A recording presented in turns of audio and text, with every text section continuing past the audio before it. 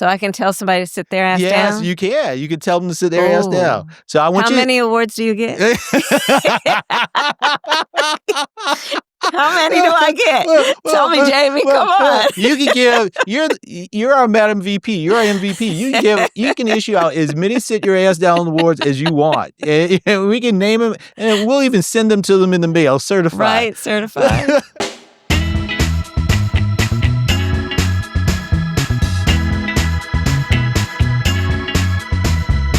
Hi, everyone. Welcome to At Our Table. I'm your host, Jaime Harrison.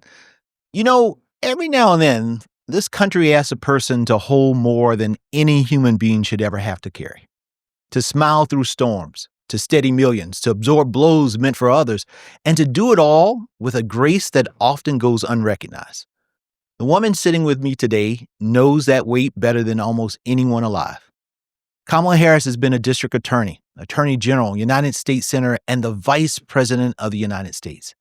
And titles like that can sound almost mythic until you remember that there's a human being behind them who still bleeds, still doubts, still hopes. And in just 107 days, she built a presidential campaign from nothing. She inspired millions, raised over $1 billion, and earned the third highest vote total in American history in one of the closest elections we've ever seen. But today, I'm not here to talk about headlines. I'm here to talk to the woman behind all of that. The woman who has been the first so many times that she's had to teach herself how to breathe at altitude. The woman who has carried heavy, politically charged portfolios with steadiness and dignity, even when the support around her wasn't always steady in return. This conversation is not about politics. It's about truth. It's about cost. It's about resilience. It's about a human story that deserves to be told in full. Madam Vice President, welcome to At Our Table. Thank you, Jamie. It is so good to be with you and to see you. Thank you so much. Thank you. You know, Madam Vice President, our MVP, one of the joys of the 4 years that I served as chair was getting to know you and your husband, Doug Emhoff, our second gentleman, better. I used to call myself the unofficial hype man for the second gentleman because Doug and I would hit the road. Yes, I know. And I would introduce him. But that really was one of the joys of my 4 years because, things that people don't know. You all would call me sometimes on my birthday and wish me a happy birthday just out of the blue, or you send me text messages just to prop me up and keep me upbeat. And I really appreciate that. And I just want you to know, I just want to say thank you again, because those moments and those things, when you feel like the weight of the world is on you, when you feel like everybody's trying out to get you and stab you in the back or saying negative things about it, to know that the vice president, the second most powerful person on the face of the planet, thinks enough of you to take just a few minutes to say thank you means the world. So I just want to say thank you for that. Thank you, Jamie. But thank you. And thank you for your friendship and your service and your leadership and the inspiration that you have given so many. You work so hard. Yeah. And you are a man that is driven by purpose and conviction and love of our country.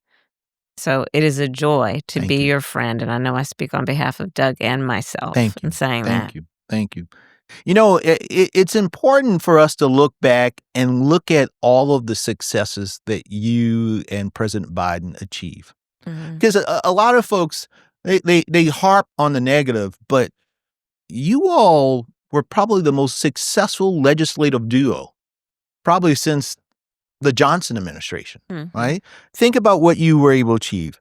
The American Rescue Plan, you put shots back in people's arms, you put money back in people's pockets, you save pensions for union members. Indeed. The Inflation Reduction Act, right? The greatest investment in the climate crisis in the history of the world. We think of the infrastructure bill. You know, it was so good that Republicans are still trying to take credit for something that they voted against.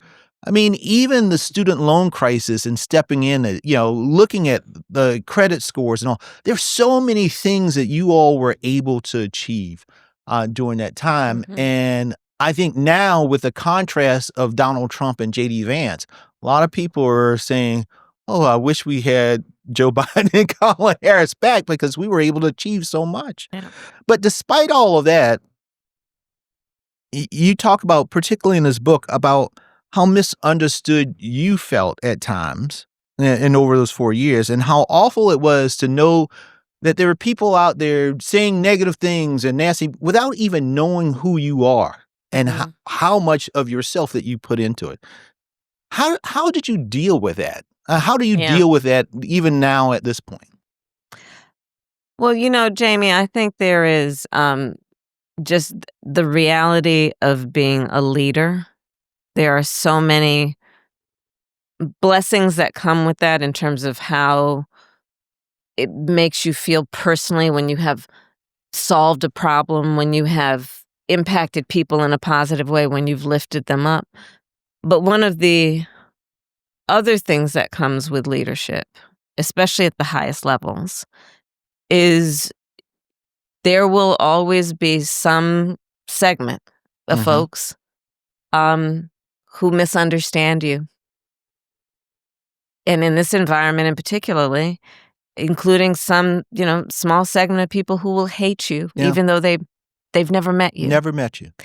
And it's an awful feeling to be misunderstood, much less to feel as though you are hated, especially for reasons that you don't believe are actually accurate. And it is an attribute of what it means to lead in this environment. So, and yes, it is painful. I write about it in my book. But, to some extent, I guess the way that I deal with it is I'm not immune to the feelings that come with being misunderstood or all of that. But to be very frank with you, I don't believe that God is going to judge us based on what other people say about us. Amen to that. Amen to that. I think God is going to judge us based on the purity of our heart and our deeds. And what we do to help people. Indeed. And so, that's where I try to take some comfort when the other things may happen. But I have to say that it is not the majority of my experience by any stretch. The majority of my experience has been to be able to be in these positions, whether I was the elected district attorney, attorney general, United States senator, or vice president, and do work that lifted people up and had a positive impact. Yeah. And they know it, I know it, and that gives me some comfort. A lot of folks can't even fathom what you have been through and what you have experienced. And I want to talk about a coin that has two sides. On one side, you were the first woman to be vice president of the United States. First woman. First black person, and first black woman. Yes. And you were in the room for a lot of major decisions. One of them was in deciding who would be the nominee on the Supreme Court. Yes, and who would sit on the Supreme Court. And who would sit on the Supreme Court. And I am so proud of how that turned out. So her name is Justice Ketanji. Madam Justice, yes. Brown Jackson. I often would say on the campaign trail, they, during those hearings, they would call her everything but a child of God. But right now, they have to call her Madam Justice. Madam Justice. Madam Justice. And while we are on the topic of her, I urge all of the people who are listening to and watching this interview, this conversation, to read her dissents, because one of the reasons why I was so supportive and advocated for her being on the court is I knew that at this moment in time, she would be in the minority, and that we needed someone who had the ability to deconstruct the complexities of law, deconstruct the concepts that we have about what is justice, what is equality, what is fairness, and do it in a way that is grounded in precedent and legal precedent, but in a way that speaks to the American people. I encourage everyone, when you have time, to read her dissents. They are brilliant, they are beautiful, they are pointed. And they have heartbeat. Oh, absolutely right. That's the thing. They are not just some things, sometimes folks, particularly who see the world in the way we do, take such an academic approach that it's about the numbers and No, statistics. she keeps it real. She keeps it real. It is all about That's heartbeat. right. So tell us about that moment of you sitting there with President Biden, deciding you have sort of cornucopia of folks to decide. Yeah. And tell us about that moment in which you said, this person. Well, we were in the Oval Office. Yeah. And he asked me who I believed he should select. And I told him. And he followed my advice. And you all made history in the process. Yeah, we made history for a number of reasons, including history will show she's probably one of the most courageous jurists that has ever served on the United States Supreme Court, especially in an environment like this. Yeah. And she's just brilliant. Yeah. She really is. And folks, you should read her book as well. I mean, it's yes. I have it. Yes, Yes. it's a page turner, and it's so you had so many moments like that as vice president. And then on the flip side, we remember, and you talk about this, is election day. And the last time I saw you in person, we were at the DNC right before the election results. It was the last time. There's this wonderful picture that my staff have up, and it's Phone about banking. Phone banking, and you and I, big hug. And then we had the election results at night. And then I told you, when you gave me a call a few days after the election, about going home. It was about 2 days after the election. I left Washington, D.C., and I went home. I went upstairs. My kids were at school. My wife was upstairs. She was in her office. And she said, "Are you okay?" And I said, and then she said to me, very simple, she said, "Jaime, what will it take for a Black woman in this country?" And Madam Vice President, when she said that, I just had to turn away, and I went to our bedroom and I cried. I really did. Because that simple statement was filled with so much. Mm-hmm. There are a lot of women, there are a lot of Black women who are still tussling with that question, not just because of the results of the election, but because of the things that they go through every single day. There's nobody that's probably been through as much as you have over these last few months. What advice, what can you give to folks who still have that question? What will it take in this country? Well, first of all, the advice that I would give to anyone who is being in any way discouraged from pursuing their ambition, I would say to them, don't you hear no? It will be often the case that you will hear, oh, nobody like you has done this before. Oh, they're not ready for you. Oh, it's not your turn. It's not your time. Oh, it's going to be too much work, which is the most ridiculous thing I've ever heard. As though we shy away from good work. Mm-hmm. Hard work is good work. Hard work is good work. And so my advice, to the point of your question, is don't listen to that. Because we cannot, any one of us, be limited or place limitations on ourselves based on the limited ability that other people have to see who can do what. Mm-hmm. Don't let their limitations in terms of their ability to understand who can do what be limitations you place on yourself. So that's my advice. And my life and my career have told me just that. Every position I've had, for the most part, as you know, I've been the first in every position, and as senator, I was the second. Mm-hmm. Only the second Black woman ever elected to the United States Senate. I don't hear no, and I think that there's something about the work I've done, and including being the nominee for President of the United States, Democratic nominee, that has inspired a lot of women, a lot of people, whatever their gender, but in particular Black women, to also go for it in spite of the outcome of that election. And we've got to be able to take from that election something that is empowering, as well as the disappointment and the other emotions that we have had, because otherwise we're letting them really win. That's exactly And I'm right. not into that. That's exactly right. I'm not into that. You have the saying that Mignon Moore reminded me of, who is a mutual friend of ours, that sometimes when you break glass, you step on it. You know, breaking barriers is not just about starting out on one side of the barrier and ending up on the other.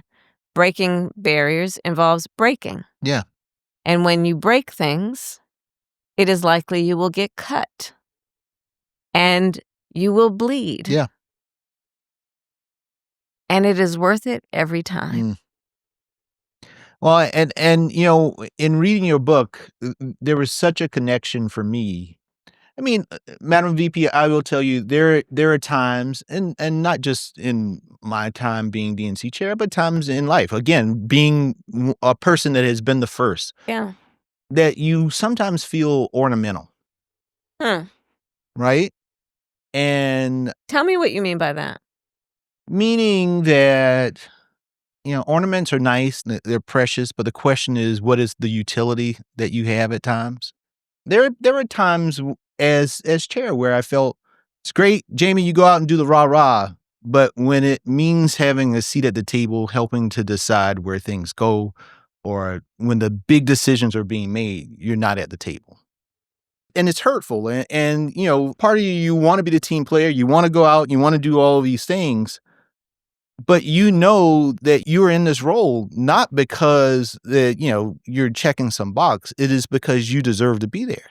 And sometimes when I was reading your book, and moments, I wondered about the relation on that, whether you ever felt that in your career, not in just in vice president, but in all of these places in which you have picked, and what your advice is for, because so many folks that I have talked to about my feelings, they are going through that and they experience that, and they look to me and they ask me, well, what do I do coming out of that? Right. And do you just carry that pain and you just keep your head down and you move forward?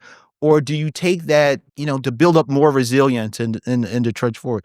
So I know the advice that I sometimes give, but I wonder if you've ever experienced that, or whether you have any advice for young folks or people who are going through that in the roles that they have experienced. Okay, there's a lot to unpack. I mean, no, I know that was loaded. It was loaded, but let me try to do it. Yeah. Well, first of all, an ornament, we call it that because of what the person looking at it thinks it is. Yes. As opposed to something else. So, have I ever felt like an ornament? No. No. Because I do believe that in every position I've held, it is because I was the best one. You deserve to be. Exactly right. And I had impact, and I have not defined, and I really try to be conscious and intentional throughout my career, and certainly at this point in my career, of not defining my my reason or right to be based on other people's thoughts about whether I have a reason or right to be. I love that. So part of my advice would be, don't do that. Mm-hmm. Don't define your presence based on whether it makes other people comfortable. Mm-hmm. Because that you will never win in life if you carry that burden. And certainly we've all had the experience, many of us, to your point, of being the only one that looks like us in the room. The only one who has had the life experience we've had being in that room.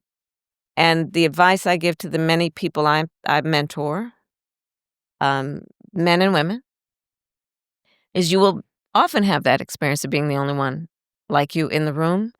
And when you walk in that room, walk in with your chin up and your shoulders back, knowing that you represent the experience and the voice of a whole lot of people who are very proud that you are in that room, who have placed on you the responsibility of owning your voice and carrying theirs. And So yes, the experience that you are describing is sadly and unfortunately not uncommon in terms of the feeling. But again, that's where you got to do some work to make a decision about how you are going to define your own identity and your own reason for being and purpose. In finding your voice. Well, I mean, I'd like to say, people say to me sometimes, "Oh, you've found your voice." I never lost my voice. Yeah. Thank you very much. Maybe you weren't listening to it, but it wasn't lost. Yeah. Well, I can just say this on a personal level. I really, really appreciate that. I mean, it's one of those things where you're constantly struggling and you sort of feel alone sometimes in these Of spaces. course. Oh, but of right? course. And Yes. it's sort of like being able to connect with somebody who's been there in some capacity or can relate to it. And then you just kind of figure it out. And so I really, on a personal level, I really But it appreciate doesn't you. make it easy. You're No. absolutely right. It is not easy Mm-hmm. to be like I said earlier, misunderstood, or to be to be the subject of an attempt for you to be marginalized. Yes. It's not easy, especially when you are aware that it is happening. Fully aware. Right, of course. Yeah. Right? But there is also a part of it which is knowing that that's their problem, not yours. I want to talk a little bit about the book Okay. and your 107 days. Yes. Um, I often tell folks, and they've asked, because I watched you during that period, and I was already a big admirer of yours. But my admiration for you went to astronomical levels watching you run that race in 107 days, because you put your whole self into it.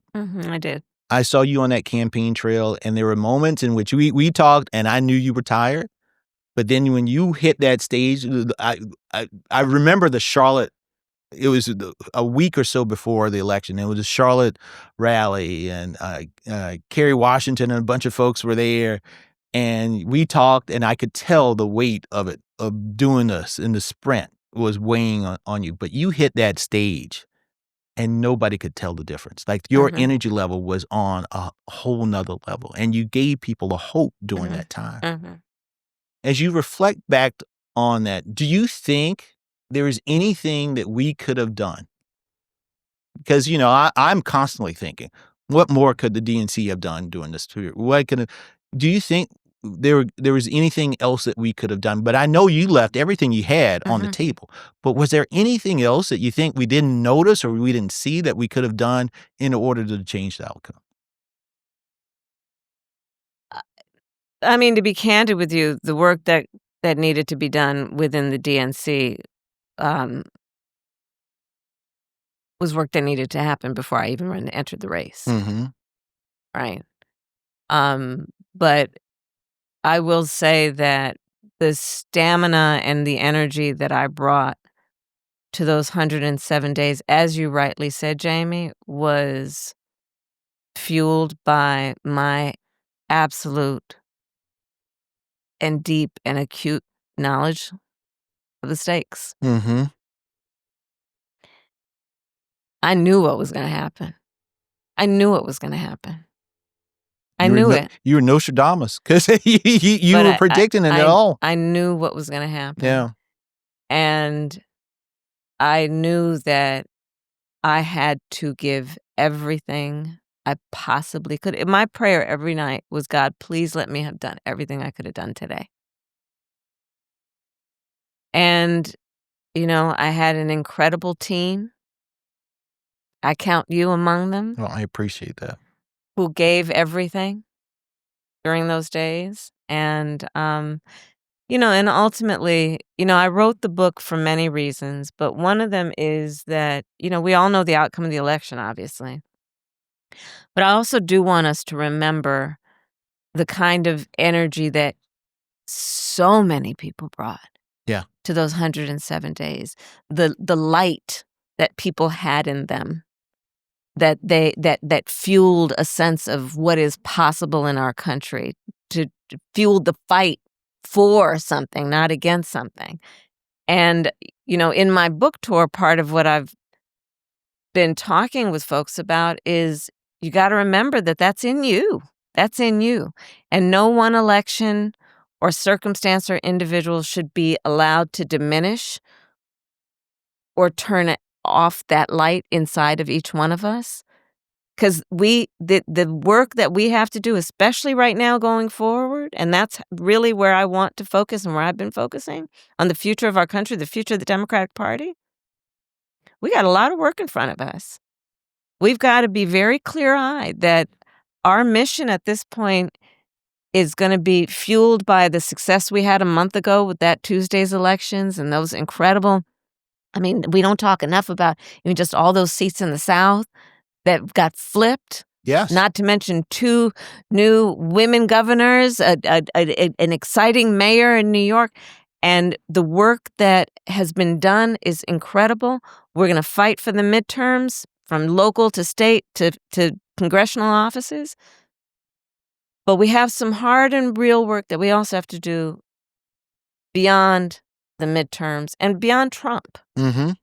Because it's a lot bigger than that in terms of the challenges and the issues that we need to deal with. We need to deal with the fact that we've got to be clear-eyed that the American people right now cannot afford life, that there has been a concentration of power in our country, economic and political, in a way that the people do not have access to so many of the decisions that are impacting their lives every day, that there is an incredible amount of mis and disinformation that is contributing to deep distrust, not only of government by the people not trusting government, but also increasingly the mistrust and distrust that the American people have about each other. Yeah. These are all things we've got to deal with. We have to deal with the fact that we have arrived at a place where technology, social media was supposed to be the thing that brings people together, but in many ways it has caused such divisions between people. And there has to be some thought about how we address it in a way that we take the benefits, but we deal with also what the harms are. AI. From anyone who is, in their mid-career to kids who are college age or in college who are worried about what they're studying right now. Is it really going to end up being a job that is an employable That's exactly pursuit, right? And so when we think about the future of our country, and if we think about it into the point you've raised, the DNC and the future of the Democratic Party, we need to really take these issues on. Do you think the party's too risk adverse? Why don't you be more specific? On what issue? And I'll speak to in that. terms of in terms of messaging, in terms of policy, that we try to play it safe too much, and we aren't willing to just lean in. Yeah, I think I think that in some ways we are very much stuck in the past. And so we're not speaking in a way that sounds authentic or relatable or just relevant. We got to speak to this moment. And, that is about also, risk averse. I'd say that part of my thought on that as a general matter is we have to be able to accept that there are voices that are maybe new to the room, but have something important to say. Yeah. And let's not discount it because it's not the way we talk traditionally. I think that there is a lot that we need to do that is about recognizing we give a lot of lip service to listening to the people, but are we really listening? Are we really listening to the people? Yeah. Well, and I think these purity tests that we see within our party also are very harmful. If we say that we are the big tent party, then that means you can't dismiss everybody just because the one issue they don't agree with you on it. Absolutely right. If I find common ground with you on 75 or 85% of the things, well, then let's work on the 75, 80% of the things, and then we can fight like hell on the other 20% later on. But it's just, we're not one-dimensional. We're three-dimensional people, and I see it so much, and I think that is a big turnoff. Why would I want to be with a party that doesn't appreciate me for all of me instead of they see one aspect? Well, we do have work to do. Yes, we have work to do. We do have work to do. And these conversations that may make some people uncomfortable but are important to actually move forward, we should invite and encourage. Few quick things as we start to wind down here on the future of the party. 2026 thoughts. You think we take the House and the Senate back? I am hoping and praying we do. And I intend to campaign and help do everything I can to make it a reality. Yes. Yeah. I really think, I was, again, the ED of the House Dem Caucus in 2006. And I believe, and I know a lot of people look at 2018, but I think this is more of a 2006 election, particularly coming off of a presidential loss, that we are going to build a wave that is going to be deep and it's going to be everywhere. But we got to have people running everywhere. We can't leave any seat uncontested. And we have to invite new people. That's exactly right. I mean, I'm very excited about, members of Gen Z who are running. I was just talking with a young woman who's 25 or 24 who just won an election, and she is courageous and bold and smart, so we have the whole gamut. That's exactly right. Presidential order. Now, one of the things that, I am very proud that you and President Biden did in 2028 was you've rejiggered the presidential order a little bit. Some voices that were at the back of the bus are now at the front of the bus, and South Carolina was made first, and you've come to South Carolina a lot. You have any thoughts on the order for 2028? I have not given it that much thought, to be honest with you. Yeah. But I do hope that we do it in such a way that we are inviting and are responsive to the voices of the people and the full range of who we as the American people are. Yeah. Well, I one of the things I think is very, very important is, diversity. If we say that we are a diverse party, then those diverse voices have to be represented, and early on in the process. And for me, one of the things I was proud of, not that, I initially wanted South Carolina to be moved, even though it's my home state, and you all know I love South Carolina, but I think it's really instructive to get those voices early in the process so that people, there's a very big difference in terms of going first to an Iowa or going first to South Carolina. The topics that you were talking about as a presidential candidate, very different. And you have you're right. run for president. You're absolutely right. And so, it's important to be able to talk about HBCUs, but you're not talking about HBCUs in Iowa, right? No, you're right. You're right. Or I mean, infant certainly mortality not with rates. the level of No. emphasis. No.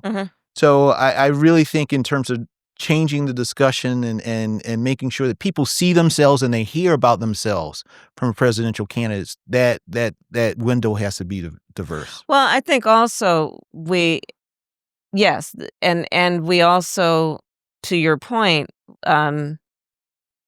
need to ask ourselves, are we, as individuals and as a party, multilingual? Do we have the ability to actually hear the various cultures and languages? And by language, I don't mean literally a different, a language other than understanding how people think and talk based on their life experience and where they live and the challenges that relate to that area.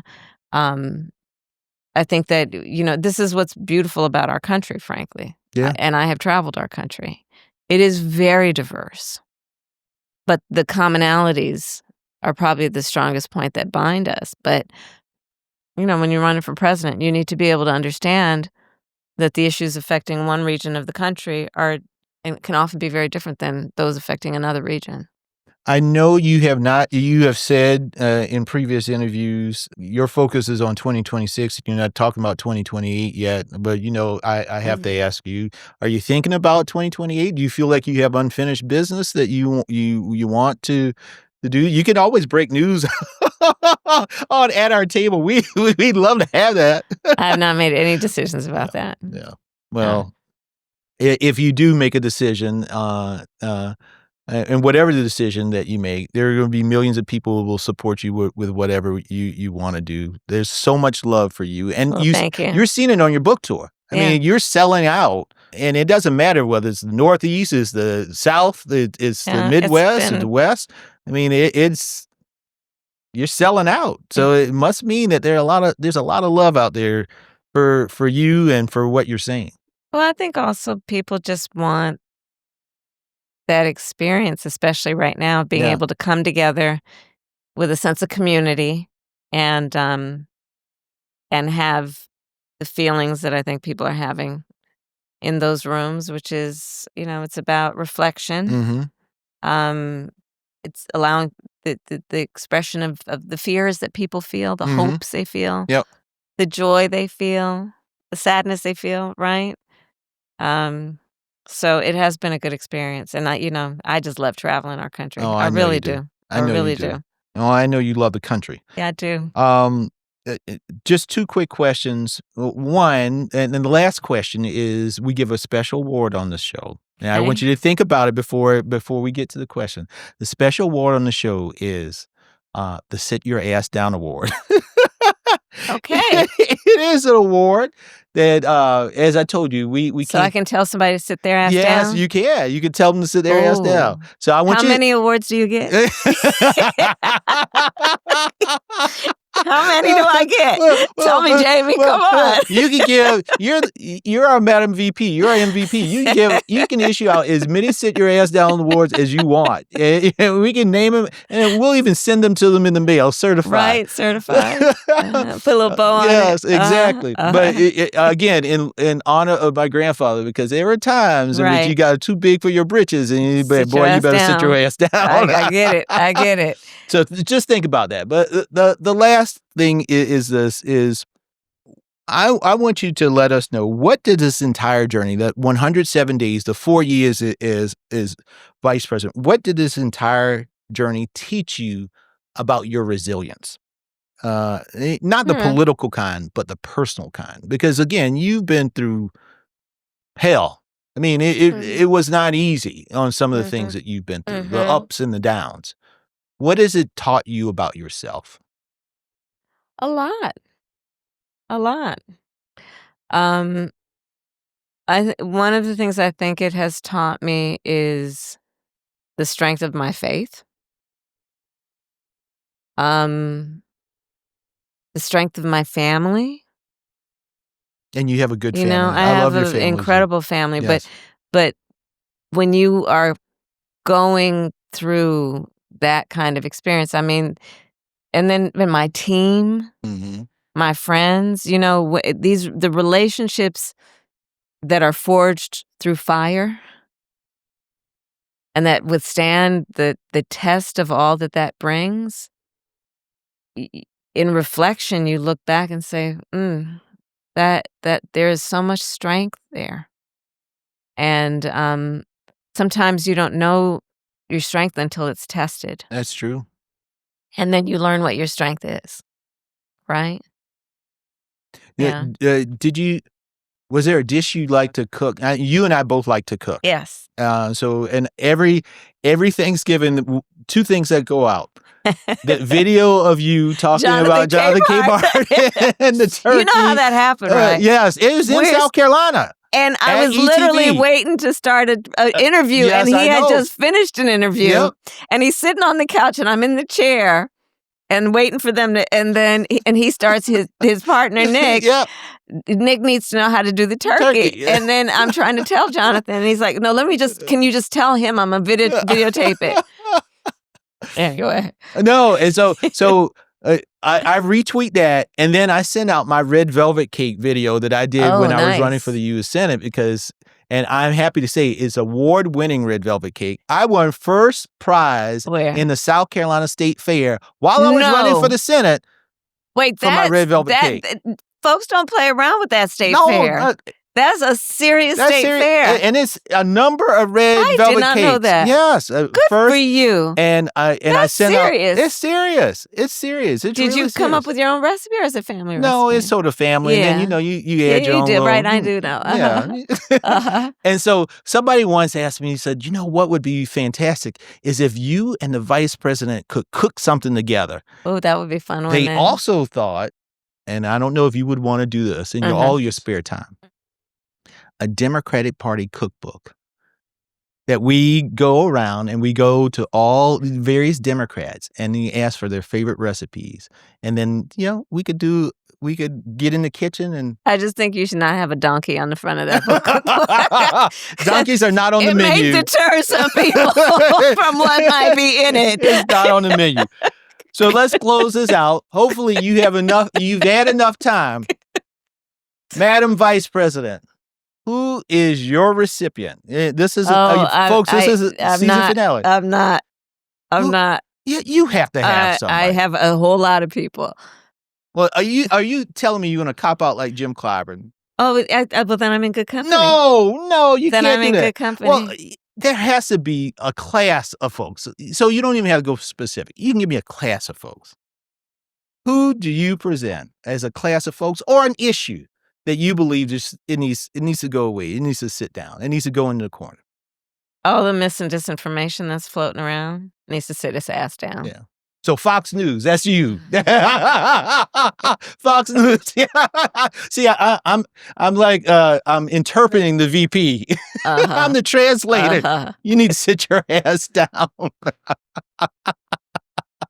Madam Vice President, it has been wonderful to have you at our table. Thank you, Jaime. I can't wait to see you in South Carolina on my birthday. I know. I'm so looking forward to that. Yeah, that's wonderful. Yeah, it really is. Yeah. But you are beloved. You are loved by my family. Thank you, my dear. And I'm so proud of you. And I continue to learn from you. So thank you so much. Thank you.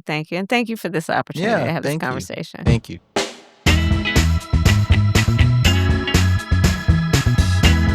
If you enjoyed today's show, please be sure to like, subscribe, and share. Follow us on Apple Podcasts, YouTube, Spotify, or anywhere you find your podcasts. To be the first to know who will be at our table next, be sure to subscribe to our Substack on jamieharrison.substack.com. At Our Table with Jaime Harrison is a production of Vision Blue Media. Our founding executive producers are Jason Hyder and Jaime Harrison. Our producers are Kyle Kelly and Emily Harrell. Our content consultants are Ernie Grigg and Clay Middleton. Our digital communications are led by Lauren Brown. Courtney Reimer of Sounds Great Strategies is our creative consultant. Neil Rossini of FWRV LLP provides production legal. Title sequence by Tom Hunt. Our theme song, Blonde Gone, is written by Dewey and published by Alibi Music Library. We recorded this episode at Aura House Studios in downtown Los Angeles. Very special thanks to Vice President Harris and her team. I'm Jaime Harrison, and I look forward to another conversation at our table.